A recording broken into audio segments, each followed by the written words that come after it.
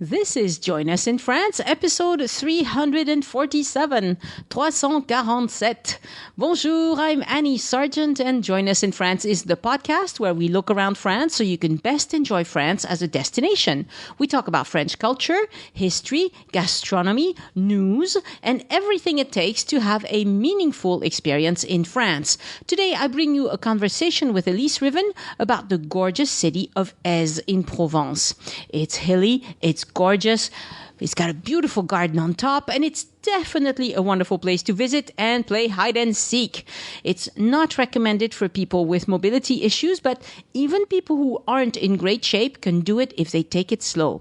I would not bring a stroller there, but all the details are going to be in the episode. After my conversation with Elyse, I'll update you on how to obtain the much coveted health pass for your upcoming trip to France. The health pass, Pass Sanitaire, is already mandatory to enter some venues in France. Many more will require it very soon, so you need to hear about this.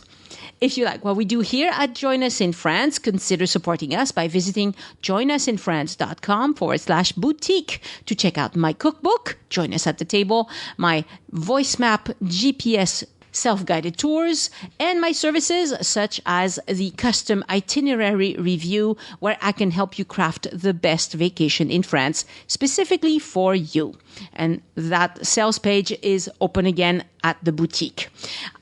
And I want to remind you that Elyse, who is such an important part of this podcast and puts a lot of her time and energy into it, also has a Patreon, and I would love to see her get more support from all of you. Go to patreon.com/ElyseArt, ELYSART. Follow Addicted to France on Instagram to see my photos of Ez. I will post them this week. And the best way to stay in touch with me and with the podcast is to sign up for the newsletter at joinusinfrance.com/newsletter. I have not sent any updates while on vacation, but I'll get back to it soon.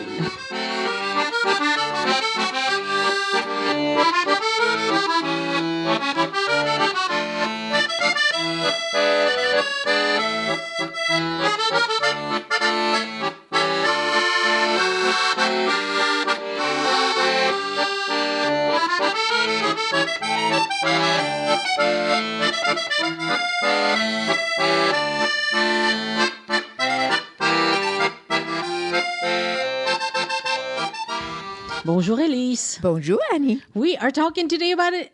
Ez. Okay, can I make a pun joke now? Try it. Okay. I want to be à l'aise. Oh. God. Do we have to explain that now? Être à l'aise. Être, to be at ease. Yeah. Ease, as. Not too bad. So as is spelled E-Z-E. Exactly. And did you look up if there are more of them in France? There are no more. There are no more. Okay. Not with just as with nothing else. Okay. Right. Yeah, okay. So Ez is this perched old village. Yeah. It's really close to the Italian border. Yeah. And there's an old village of Ez, which is the interesting one. And there's a new village of Ez down at the bottom of the hill. Which is closer to the water. Much closer to the water. Okay. So the only thing about Ez, it's super touristy. People go all the time to the perched up part. Yeah. Okay. The rest is mostly French people and people who want to go to the beach. But the only tricky thing is, how do you get there? Because most people, they're staying in Nice or something. Right. So here's what I've done it several different ways. I've driven myself. When I have a car, I drive myself. The problem with that one is parking is no bueno. No bueno. No bueno at all. Is there a parking on the outside of the village? No. There's this tiny parking lot that everybody's fighting over, and it's no good. And it's hilly. It's, you're on hills everywhere, tiny roads. Don't go with your car. I've done it. I don't recommend it. So what you can do, another time when we went with a friend, we just got an Uber. We just from Nice, we called an Uber. I think we paid $30. And, They just dropped you off. they just dropped us off at the bottom of the hill in Eze, and that was a very easy way to do it. There are also buses that can take you, public buses from Nice. And I know this, all the tourists know this because it's in the Rick Steves guide. The problem is there's only like a bus every 40, 45 minutes, and they are full. Full. Constantly. Okay. So the only way to get on that stupid bus is to go to the very beginning of the line in Nice, which is up in the hills in Nice. Oh, wow. And then you might get a seat. But I've done it where we've waited for 3 buses. No. And it only comes every 40 minutes. Well, you have to really want to go there. That's why we called an Uber. Okay.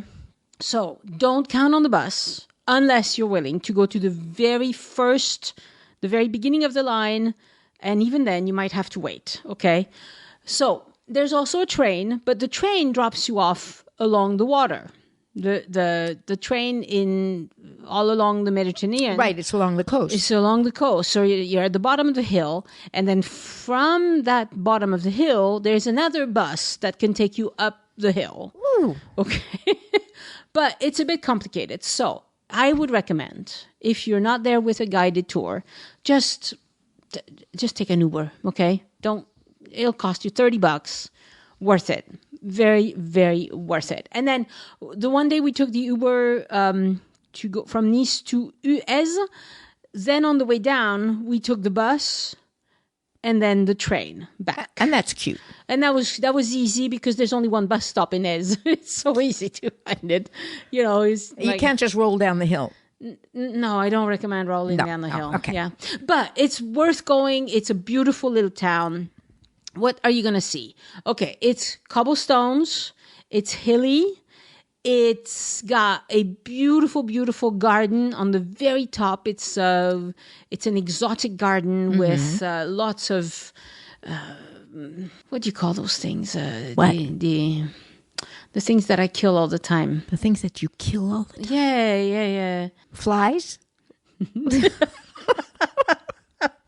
What do you kill all the time? Weeds? Plants that don't need a lot of water. Cactuses. Why do you kill them?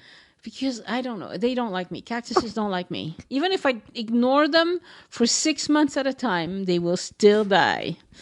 Anyway, they managed to have the most gorgeous, wide variety of cactuses. And if you go in the spring, all these cactuses are blooming. They are gorgeous. It's actually, being that close to Italy, it's a part of the coast along the Mediterranean that is actually very dry.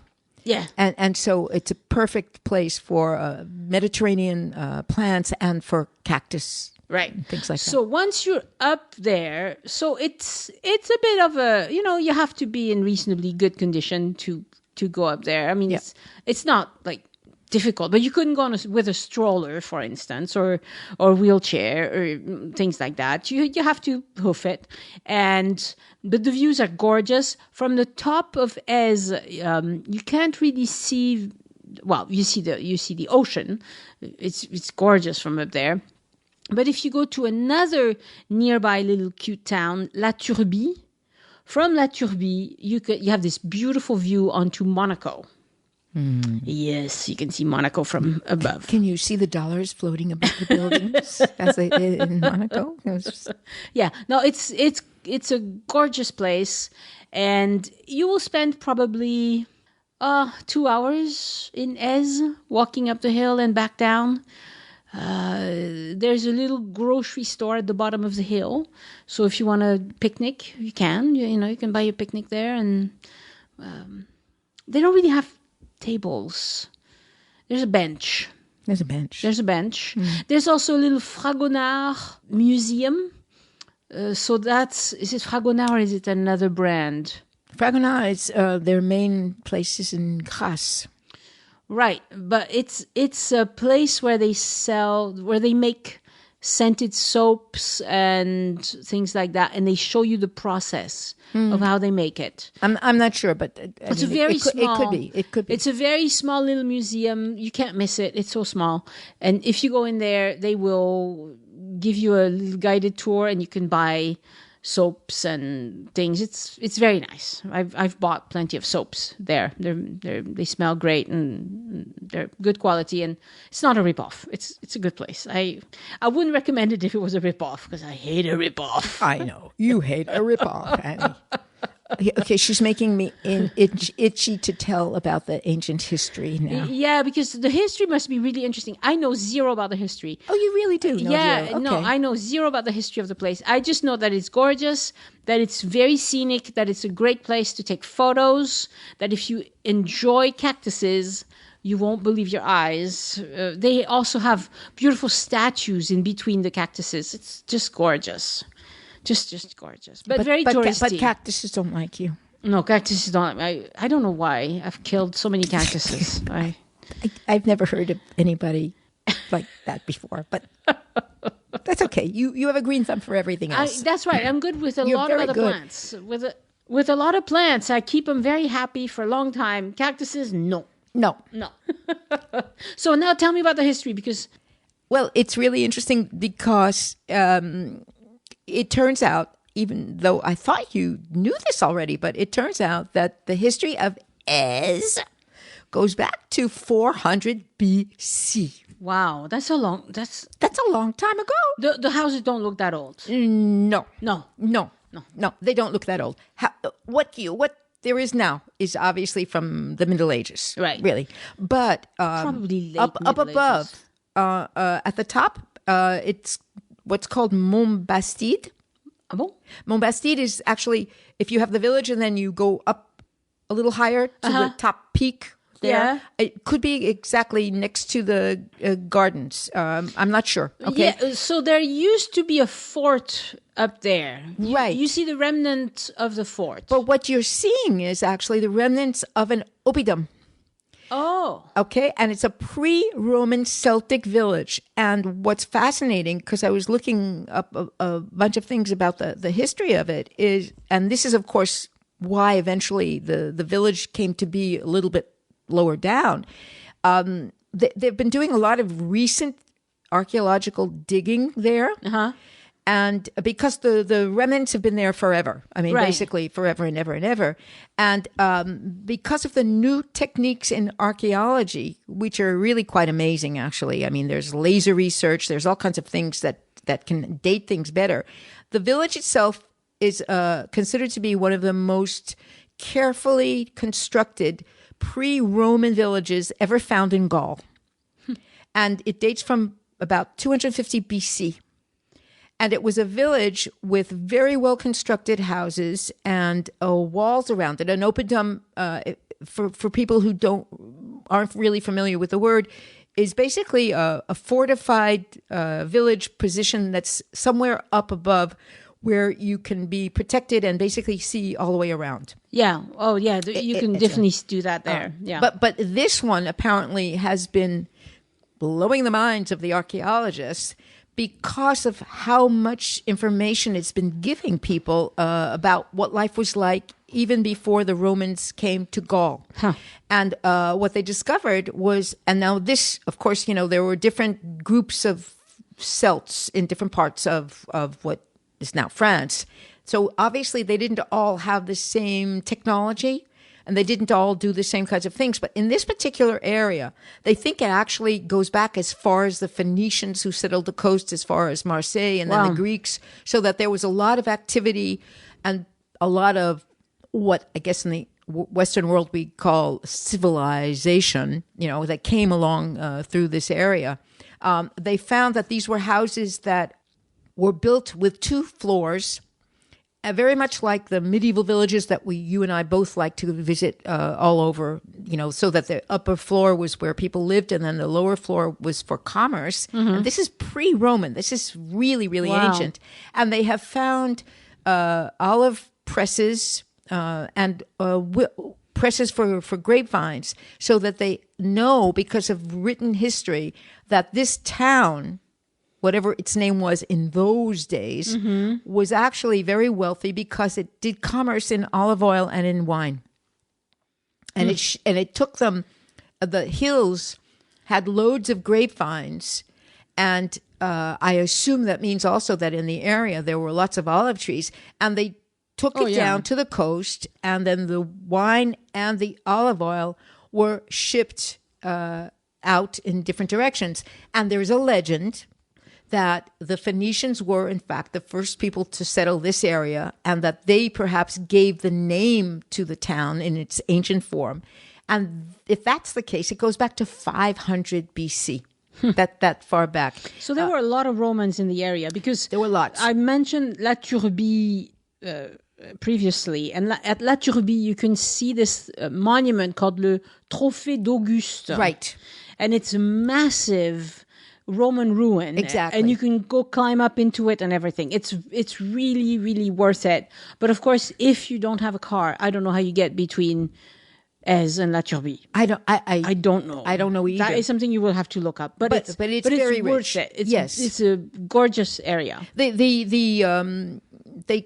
say that it was under Augustus that this area became really famous, and there was among the imperial families that ruled Rome, there was the Flavians. That was one of the families, and they had a villa there. So the area was obviously very prestigious, and it stayed that way for a very long time.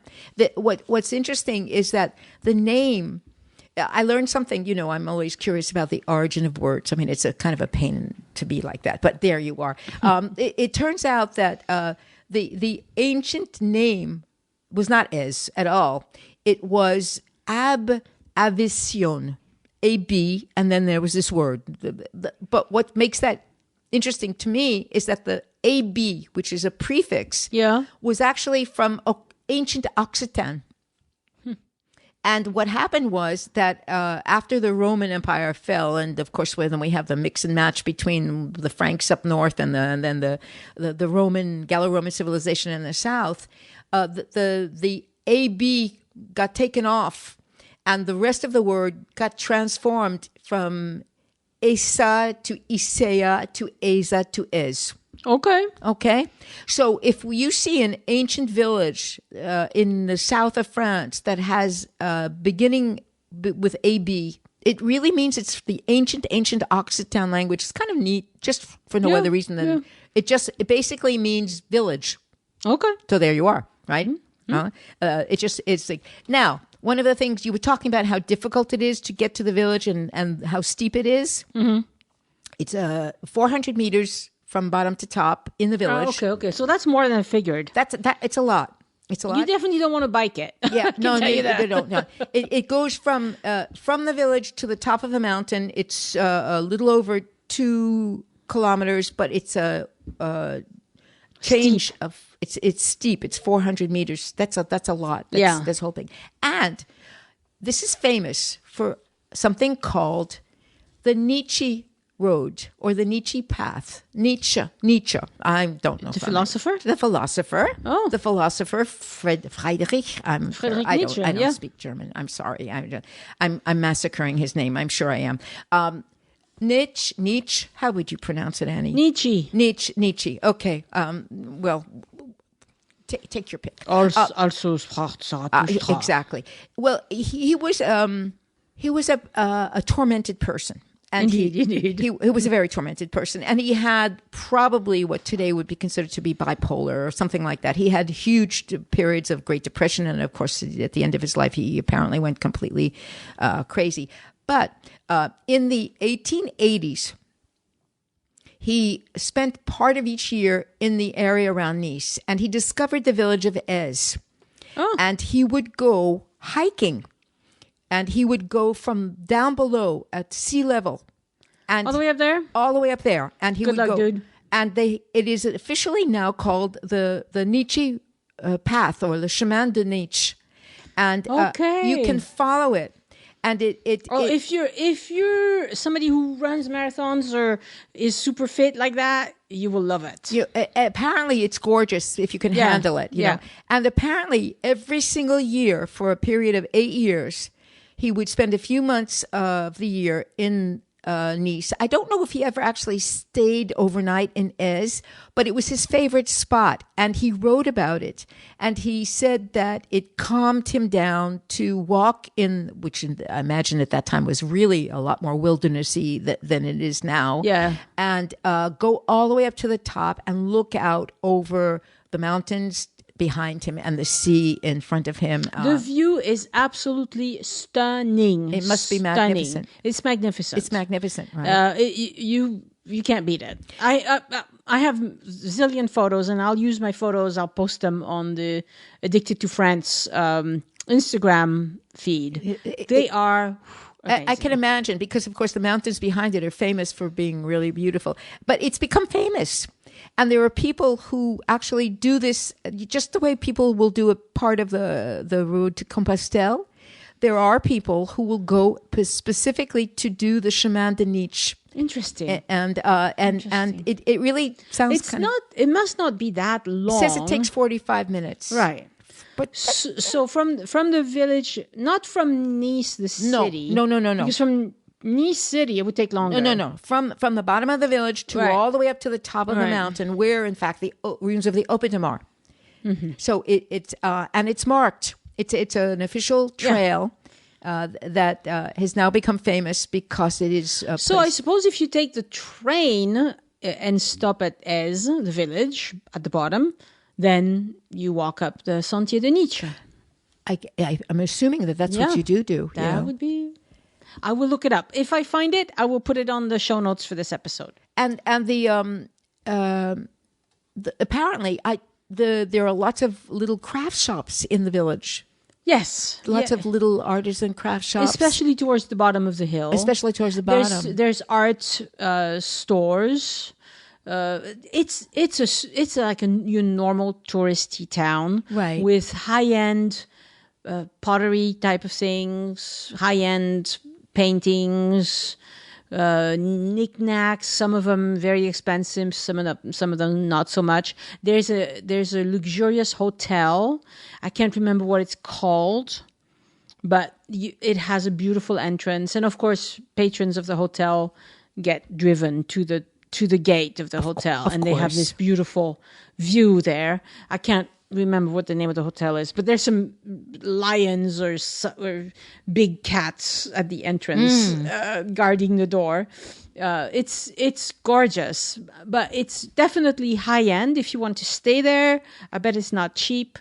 The little stores are all pretty high end, except for the little grocery store at the very bottom. Yeah, by the bus stop and the parking lot and stuff. That's normal grocery store. Well, apparently, there is another reason why Elyse has become fairly high end, and it's because Bono has his summer house there. Bono the singer? Yeah. Ah. In fact, he and his guitarist both have their summer homes in Elyse or at Elyse. I'm not sure which one you would say. And he basically made it popular. He's had this house there for over 30 years. Huh. And so when he's there, he brings a lot of his friends and people to Elyse, and they hang out. And that's why his guitarist also bought a house there. And so I'm not surprised. It's the sort of place that there's not too many people who live in the perched village. Mm-hmm. I can't guess, but maybe 100. It's that small, yeah. Yeah, it's really, really small, and it must be super expensive. Yes. I would think so. Like rock star expensive. Right, rock star. It is rock star expensive. It is indeed rock star expensive. Either that or you inherited it. Right. Yeah. But also I think, this is a particularly interesting part of France that is on the edge of being Italian, and it's got the mysterious, beautiful Alps of the Maritime Alps, which are just behind it with these gorgeous valleys, and then you have the sea down below. So it's you can see why people would want to go this little corner of France. Oh, and it's totally worth it. If you're in Nice, I think it's one of the few things that you should really do. They should really do. Yeah. is a trip to Ez. Because you have Nice, and then you have Menton, and then you have Monaco. And so Ez is what? In between Menton and Monaco, up above, basically. Yes, up Really, above, right, yes. Yeah. And then you can And look there's down. a road. I'm pretty sure you could drive between Ez, then La Turbie, then Monaco. I might have done it. I don't remember because I've been there so many times. It's really a big Or even touristy park in thing. Menton, maybe. I don't know. If you park in Menton, you have to take the Bus. train You have to take the train or the bus. or a bus. The bus, yeah. Honestly, if you're in Nice and you want to go to Ez, what I would do is just go to the tourist office, which is right there on the promenade in Nice, Promenade des Anglais, and ask them, how do I get to Ez? They will show you, because this changes all the time. If they tell you to take the bus, be warned, it's always full. But there are other ways to get there. And there's probably people who will take you for the day or whatever. I'm sure there are a million ways to get to Ez. Do you know if there are trails from there to go into the backcountry? There's got to be some. It's probably pretty steep, right? Well, once you're in Ez, you're at the top. You're at the top. So you either go down towards Monaco and Italy, Yeah. because Monaco is significantly lower than Ez. And Monaco is perched up, Right, But right. not quite as high. But not that high. So right. you would go, Ez is the highest, then down a little bit to La Turbie, and then down some more to Monaco. And then from Monaco, you drive down to the ocean to get to Italy. To get to Italy, right. I don't know if there are mountain roads between Monaco and Italy. There might be. I've not driven them.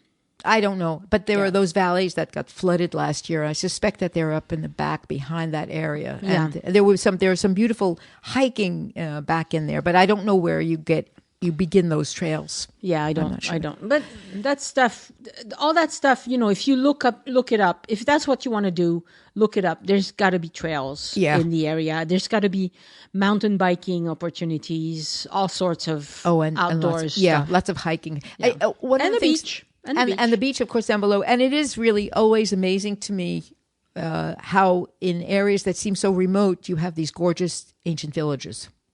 Yeah, well, and there were so many Romans, because this is practically Italy. I mean, Yeah. it's at this point you're so close to Italy that it went back and forth between Italian hands and French hands. Right. Not to mention the Romans, who took over the whole area and way into France anyway. But it's very, very Italian. Like, it feels like more expensive. I mean, as soon as you get to the Italian side, Genoa, places like that, that's cheap.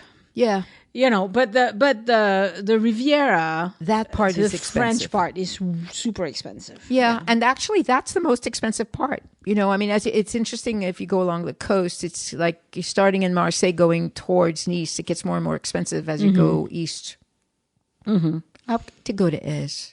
Oh, it's gorgeous. I don't know why I've been there so many times. But I don't know either. Yeah, it's just gorgeous. But that's also because you've been in Nice a lot. I've been in Nice several times. It's just a pleasant part of France that it's, I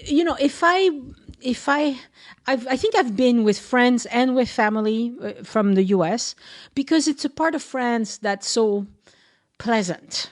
I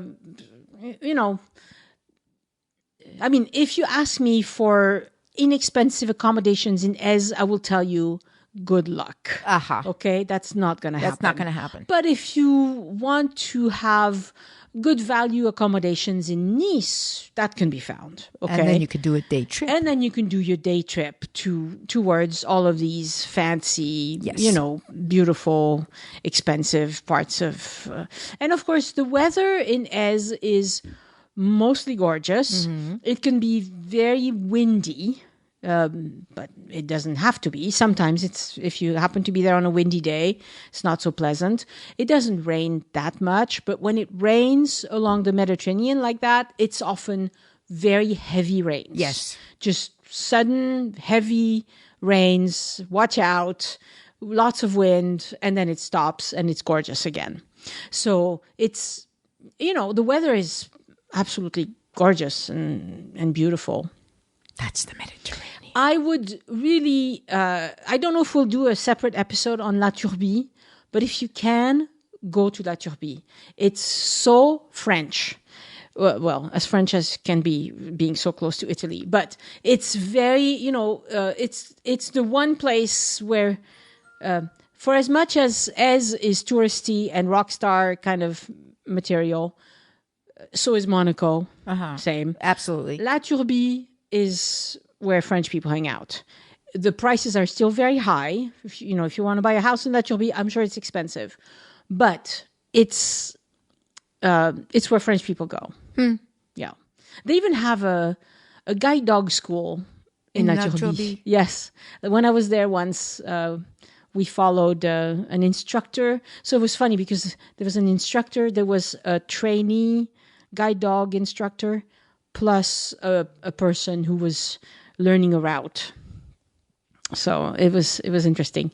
And La Turbie is very much like it's also hilly, but most of the village is newer homes with beautiful pools, beautiful gardens. I mean, it's still It's a very nice area. Yeah, it's a beautiful area, but it's not rock star area. Right.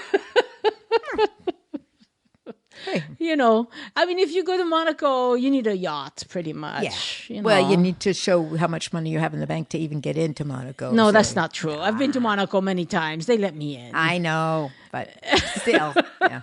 Aside from taking a visit of the palace and going to the casino, I mean, it has a great aquarium. I haven't been to the aquarium. Wonderful aquarium. Oh, is that right? Yeah. Huh. Yeah. See? But, Oh, maybe I did when I was a kid. Because my mother had a thing for royalty, right? So my mother always had a thing for royalty. So I think she might have dragged us to Monaco, all the way to Monaco, and to see the aquarium. But hoping to see... There was a Cousteau something or other, right? Hoping to see the... Yeah, exactly. The Cousteau Foundation. Okay, yeah, vague memories from when I was a kid. Because Cousteau was my idol. Like, I wanted to be Jacques Cousteau when I grew up. Did you? Yes. And now diving down, I'm so scared. I tried. I had a panic attack. So you don't want me doing that. But on the movies, it looks lovely. Yeah. Go to Eze, friends. You will enjoy it. But do take sensible shoes. Yes. Do the Nietzsche Trail. It's a good way of experiencing things. And when you get up all the way up, and then you'll enjoy a bottle of rosé. You'll have your bottle of water with you, and when you get up to the top, imagine how people lived there about 2,000 something years ago.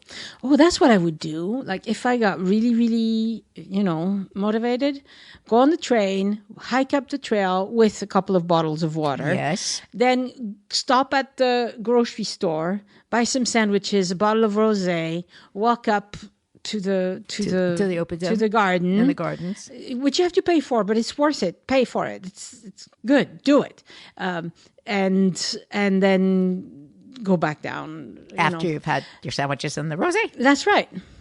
After you've had your afternoon snooze, you hang out with the rock stars, and it costs you what?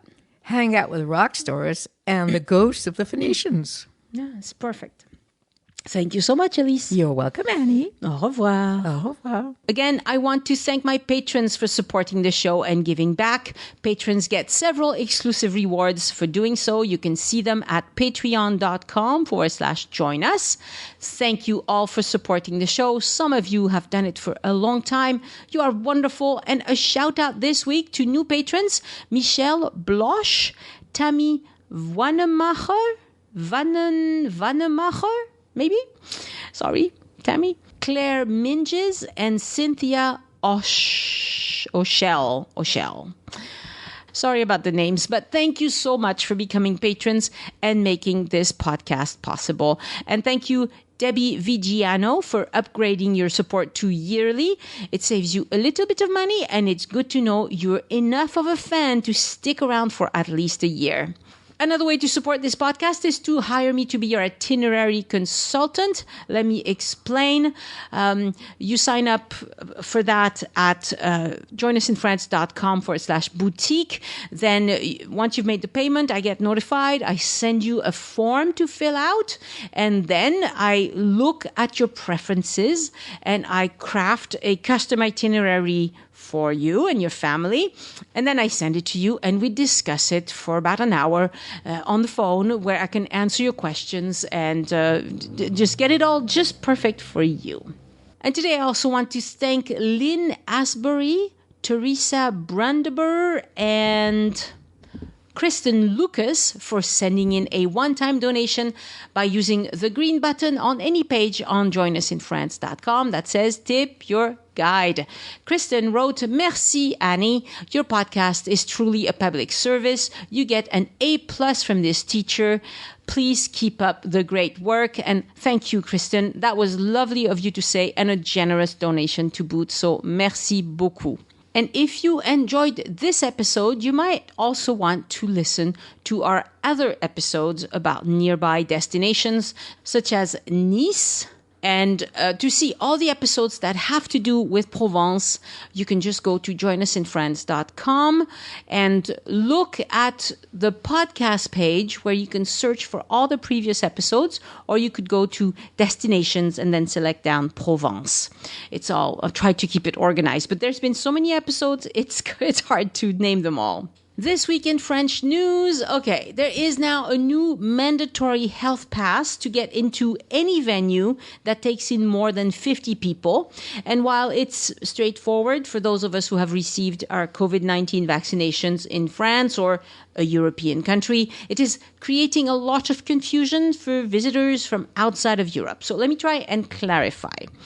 If you don't know why this is happening, the idea is to inconvenience French people who are on the fence about getting vaccinated so that they will feel pressure and decide it's easier to get vaccinated than to have a, test stuck up their nose every time they want to do something fun, especially now that they're going to have to start paying for those tests of convenience. There are no vaccine mandates except for health professionals at this time, but this could change if not enough people buckle under the pressure.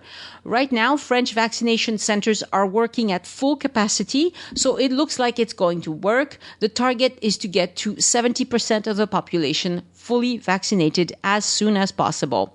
Hopefully, this will make this fourth wave of COVID-19 in France less lethal than the previous 3.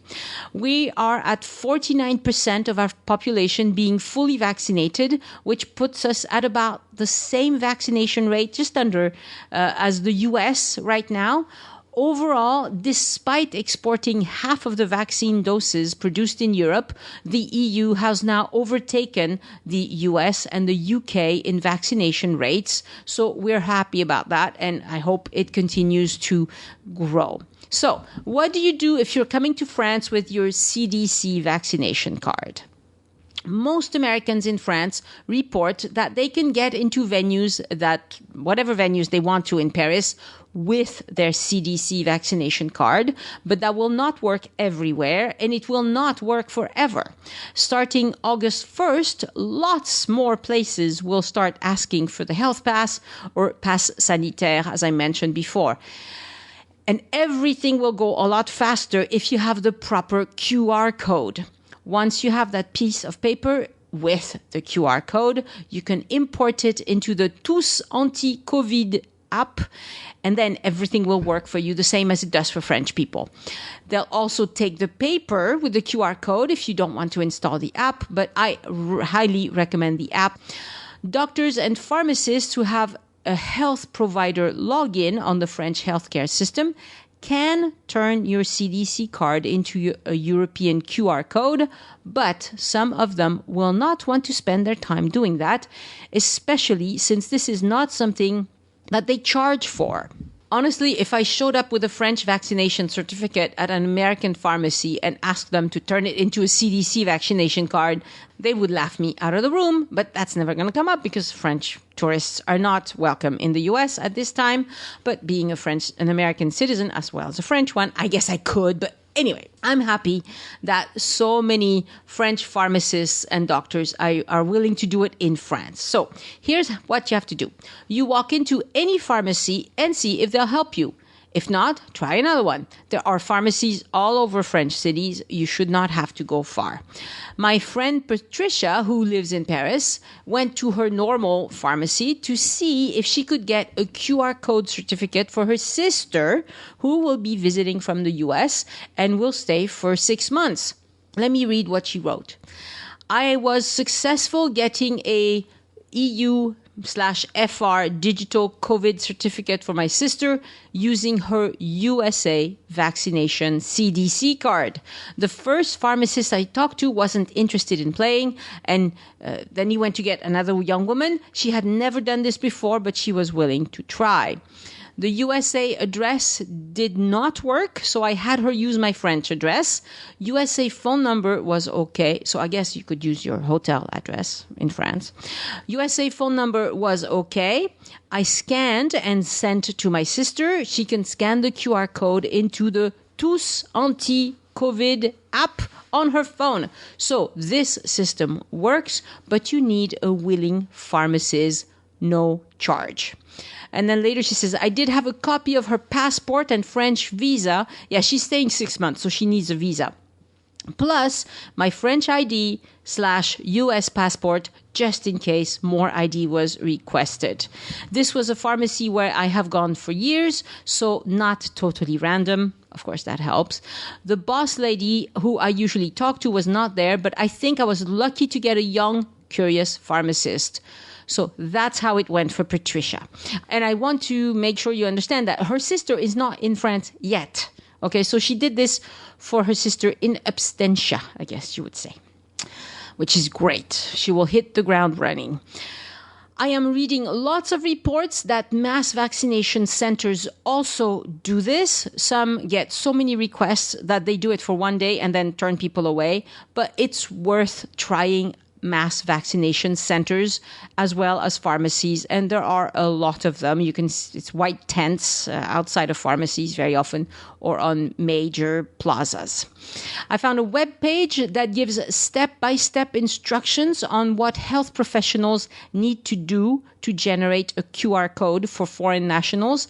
I will link to it in the show notes, but I doubt showing them that will help them will convince them to spend the time. Because, data entry in a massive health system is not easy, and lots of people don't want to mess with it. Anyway, Paris by Mouth, which is a tour company, has published a very good blog post about how to do this for people who are in Paris right now. That's July, August 2021. I will link to it in the show notes. And there are lots of conversations about this on the Join Us in France closed group on Facebook. Here are a few bits. Kat Zen says, I am in Paris now, and I have tried 3 different pharmacists how to obtain a health pass with our USA CDC issued cards. None can help and directed me to the French embassy. Everything is so new and vague for them as well. Yes, obviously, it's been a few days. We have tickets to the Louvre and Orsay today. I will keep you posted on what they say and do, and if they will accept our CDC cards. Also, that article from U.S. consulate states COVID testing is free. It is not anymore. No, it's not. Visitors need to pay 29 euros for an antigen test and 49 for a PCR. Later, Kat updated, got both in the Louvre and the Orsay with vaccination cards from the CDC. At Orsay, they looked for ID as well, as tickets are not individually named. They turned people away who were unvaccinated and no COVID testing. And one more from Kat. She says, to add to this thread, I got into Monet's at Giverny today with CDC card also. Okay, so for her, it worked with the CDC card. Joe Birchfield, sorry, Joe posted, from the Eiffel Tower, CDC card and ID are fine. Masks required. Unvaccinated need a 24-hour negative test and ID. Dawn Fairchild said, I just got into the Louvre with my CDC card. The security guard waved me through right after I showed it to her. No questions. Line at Pyramid entrance as the security process has a new step. Obviously, now they need to check for the health pass. Carousel entrance was closed. Wait was 25 minutes. Off to explore the Sully Wing. Don Fairchild again says, I got into the Musée des Arts et Métiers today with my CDC card. It worked fine with the Louvre yesterday, but I was a bit worried that I may have problem with at smaller museum. No reason to worry. I showed my card to security. They said, Vous êtes des États-Unis, and in I went. It is an absolutely wonderful museum, by the way. I'm not a huge science buff, but I was enthralled. Don't miss the chapel at the end. Yes, Musée des Arts et Métiers is beautiful. I love it. Becca Robbins said, how did it go with the COVID restrictions? Was it easy? And Becca says everyone was compliant about wearing masks. There was hand sanitizer everywhere and everyone was using it. With the exception of the Louvre, places weren't very crowded, so keeping at a distance was not an issue. So in a nutshell, things ran very smoothly. Okay, so the situation is evolving fast. The CDC cards work for now, but it won't always be the case, as more and more places will need to check on the health pass. In more provincial places where they don't get a lot of Americans, the CDC card might not get accepted as well. I'm sure there will be updates, lots of updates, next week on this podcast. For my personal update this week, I'm going home to my family and my doggies after 3 weeks at the beach. And while the beach was lovely, I look forward to going home. We'll try to come back to Villanova and her beautiful beach in September again. We'll see if I can pull it off. I mentioned in a previous episode that I had shoulder tendinitis that started a few months back. I started physical therapy in June and it hurt like hell, to tell you the truth. But it was necessary and, I could tell it was making slow but sure progress. When I got to the beach, I could do a gentle breaststroke. The crawl and the backstroke were really painful. So I started doing all the PT stuff in the water. And you know what? All of a sudden, I could do sets of 50, then 2 sets of 50, then 3 sets of 50. And 3 weeks later, I can do the crawl and the backstroke and without too much pain. Now, I'm not a great swimmer, not by a long shot, but I can do the basic strokes pain-free. So PT works. Hooray for physical therapists. And it's so much more fun doing it in the water, especially when the water is warm and calm as it is here in Villanova. So going forward, there will be no more sitting crooked at my computer, and I will definitely continue doing strength exercises because it helps so much. So this time at the beach has been good for my soul and for my body too. If you enjoyed the show, and I hope you do or you wouldn't be here, introduce a friend to the podcast and show them how to listen. We're everywhere: Apple Podcasts, Spotify, Amazon Music, Audible, Pandora. You can even ask your smart speaker to play Join Us in France. And of course, you can listen on my website, joinusinfrance.com. Next week on the podcast, an episode with Elyse about the city of Montauban, not far at all from Toulouse. And you'll see this one is where Elyse is diplomatic, and I'm more of the tell it like it is kind of person. I think you'll enjoy the episode. Send questions or feedback to Annie@joinusinfrance.com. Thank you so much for listening, and I hope you join me next time so we can look around France together. Au revoir. The Join Us in France travel podcast is written, hosted, and produced by Annie Sargent and copyright 2021 by Addicted to France. It is released under a Creative Commons Attribution, Non-Commercial, No Derivatives license.